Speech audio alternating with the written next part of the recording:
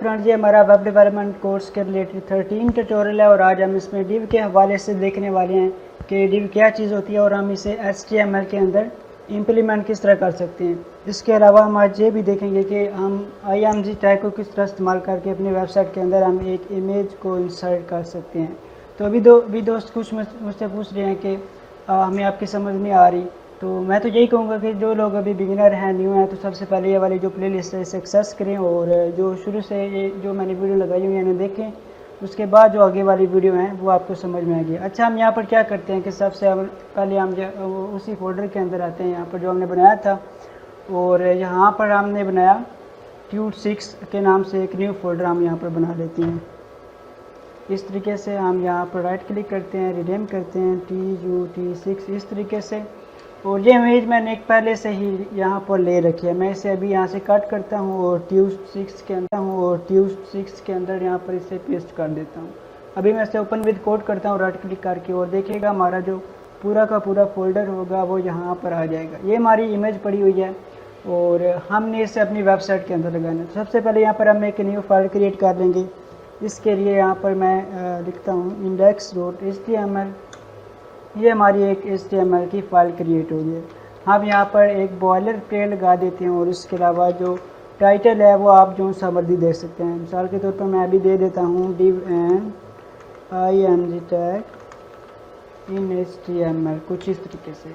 आप यहाँ से जो मर्ज़ी आप यहाँ से टाइटल दे सकते हैं। अच्छा, अभी जो div होती है इसके बारे में मैं आपको बताता चलूँ कि मिसाल के तौर पर एक स्कूल है और उस स्कूल के अंदर मुख्तलिफ़ तरह की क्लासेस होती हैं। ये एक स्कूल की तरह काम करती है कि उस स्कूल के अंदर हमने मुख्तलिफ़ तरह के सेक्शन बनाए होते हैं, वो छोटे होते हैं, बड़े होते हैं।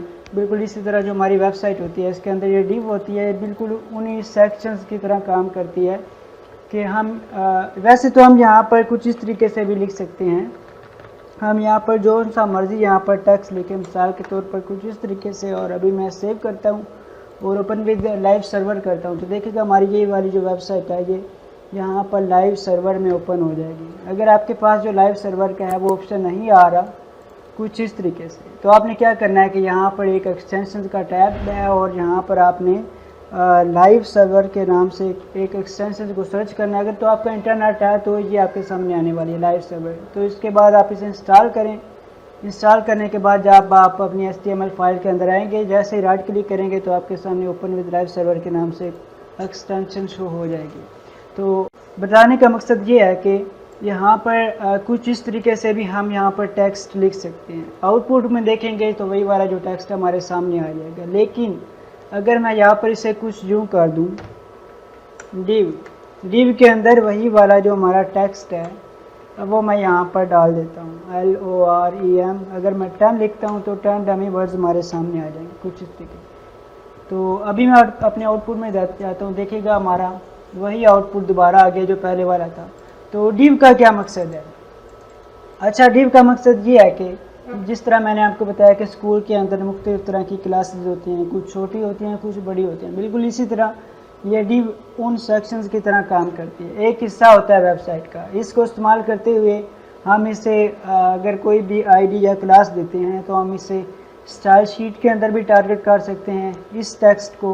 अभी के लिए आप इतना समझ लें कि एक ऐसा हिस्सा होता है कि जिसके ज़रिए हम इसमें मुख्तलिफ़ तरह का टेक्स्ट यहाँ पर डाल सकते हैं। आप जो सी मर्जी चीज़ें यहाँ पर आप डाल सकते हैं। मिसाल के तौर पर आप इनपुट भी डाल सकते हैं कुछ इस तरीके से, जो सा मर्जी आप यहाँ पर टेक्स्ट डाल सकते हैं। ये हमारे पास एक डिव होता है और ये बिल्कुल उन्हीं सेक्शंस की तरह काम करता है जो एक स्कूल में होते हैं, एक वेबसाइट का हिस्सा होता है। अभी मैं यहाँ पर लॉरम टर्म दोबारा लिखता हूँ और देखिएगा अगर आपने इनलाइन और ब्लॉक एलिमेंट्स के बारे में नहीं देखा तो देखिएगा मैंने एक वीडियो बनाई हुई है अपनी प्लेलिस्ट में, ये inline and block elements in HTML। अगर आपको इनलाइन और ब्लॉक एलिमेंट्स का आइडिया नहीं है तो आप ये वीडियो देखें, आपको ये सब कुछ समझ आ जाएगा। अभी मैं यहाँ पर क्या करता हूँ, राइट क्लिक करता हूँ, इंस्पेक्ट पर क्लिक करता हूँ, तो देखिएगा यहाँ पर जैसे मैं इस पर होवर कर रहा हूँ तो देखिएगा इसने पूरी स्क्रीन की एज अ विड्थ में जगह यहाँ पर इसने घेरी हुई है, यहाँ से लेकर जहाँ तक। तो यहाँ से अंदाज़ा हो रहा है कि जो डिव हमारे पास है ये एक ब्लॉक एलिमेंट है। मैं आपको दोबारा बता देता हूँ इनलाइन और ब्लॉक एलिमेंट्स के हवाले से कि ऐसे एलिमेंट्स जो सिर्फ अपने इर्द गिर्द की ही जगह घेरते हैं वो होते हैं हमारे पास इनलाइन एलिमेंट्स। और जब कैसे एलिमेंट्स जो पूरी स्क्रीन की विड्थ में जगह घेर लेते हैं वो हमारे पास ब्लॉक एलिमेंट्स होते हैं। इसे मैंने तफसील के साथ इस वीडियो में मैंने बता दिया है, ये आप देखिएगा। अच्छा, यहाँ पर होवर करता हूँ तो देखिएगा ये ब्लॉक एलिमेंट है क्योंकि इसने पूरी स्क्रीन की जगह घेरी हुई है। तो अगर मैं यहाँ पर कुछ इस तरह से कर दूँ स्पैन, और अभी मैं सेव करता हूँ, यहाँ से स्पैन टैग क्लोज हो रहा है, तो देखिएगा अभी मैं अगर इस पर होवर करता हूँ कुछ इस तरीके से तो देखिएगा कि इसने सिर्फ अपने इर्द गिर्द की ही जगह घेरी है, देखिएगा इस तरीके से। तो जो हमारे पास स्पैन होता है वो हमारे पास एक इनलाइन एलिमेंट होता है।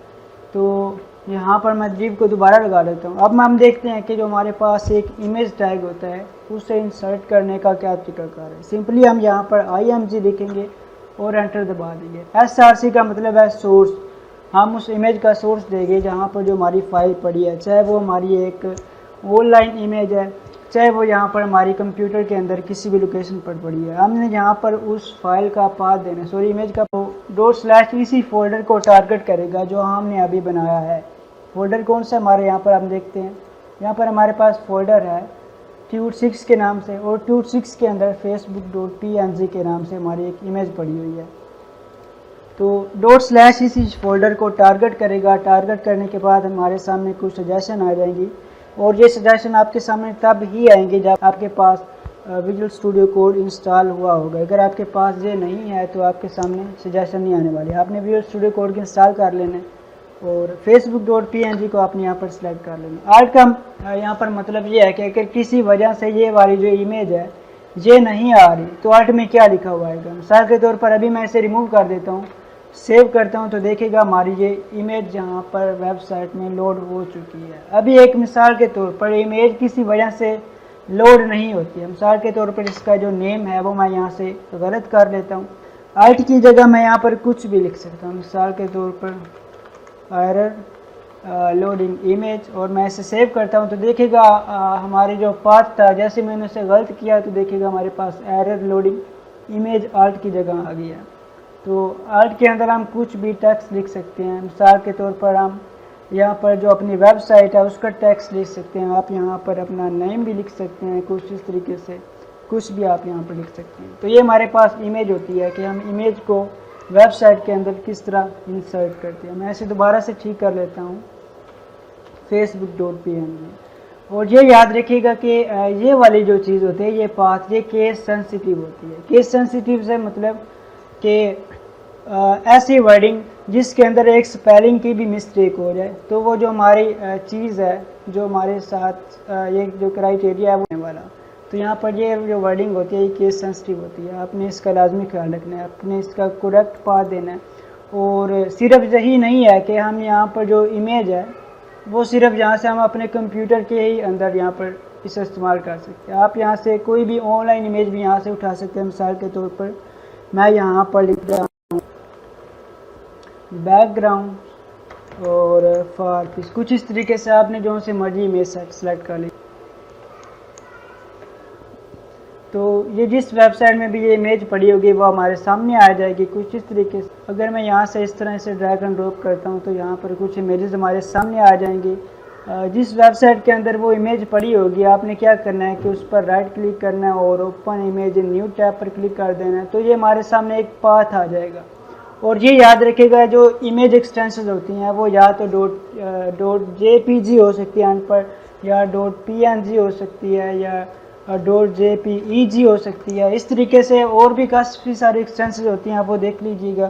तो ये याद रखिएगा कि इमेज की जो एक्सटेंशन है वो एंड पर लाजमी आ रही हो तो ही जो हमारी इमेज है वो हमारी वेबसाइट के अंदर लोड होगी। अभी मैं इस पाथ को यहाँ से कॉपी करता हूँ, कुछ इस तरीके से कॉपी, और इसके बाद हम अपनी वेबसाइट के अंदर आते हैं और यहाँ पर जो लिंक है वो हम अगर यहाँ पर पेस्ट करते हैं तो हम इसे सेव करते हैं तो देखेगा हमारे पास वही इमेज यहाँ पर हमारी वेबसाइट के अंदर आ गई। और हम यहाँ से जो इमेज है उसकी जो विड्थ और हाइट है वो भी यहाँ पर सेलेक्ट कर सकते हैं। मिसाल के तौर पर मैं चाहता हूँ कि इसकी जो विड्थ है वो 500 पिक्सल हो जाए और जो इसकी हाइट है इस तरीके से वो भी 500 पिक्सल हो जाए। अभी मैं सेव करता हूँ तो देखिएगा हमारी जो विड्थ और हाइट है वो 500 पिक्सल हो गई है। अभी मैं इसे दोबारा से यहाँ पर कुछ इस तरीके से एडिट करता हूँ कि उसकी जो विड्थ है वो 600 पिक्सल हो जाए, जबकि जो हाइट है वो 300 पिक्सल हो जाए। अभी मैं सेव करता हूँ तो देखिएगा हमारी जो इमेज है वो यहाँ पर उसकी जो विड्थ है वो आ जाएगी हमारे पास 600 पिक्सल और जो हाइट है वो 300 पिक्सल आ जाएगी, कुछ इस तरीके से। ये हमारे पास इस तरह जो इमेजेस होती हैं वो काम करती हैं। तो अगर आपको किस चीज़ की समझ ना आए तो इसी वीडियो के नीचे आप कमेंट कर सकते हैं, और ये जो प्लेलिस्ट है इसका पूरा का पूरा जो लिंक है ये वाला इसी वीडियो की डिस्क्रिप्शन में आपको दे दूँगा। तो मिलते हैं दोस्तों नेक्स्ट वीडियो में, आज के लिए इतना ही।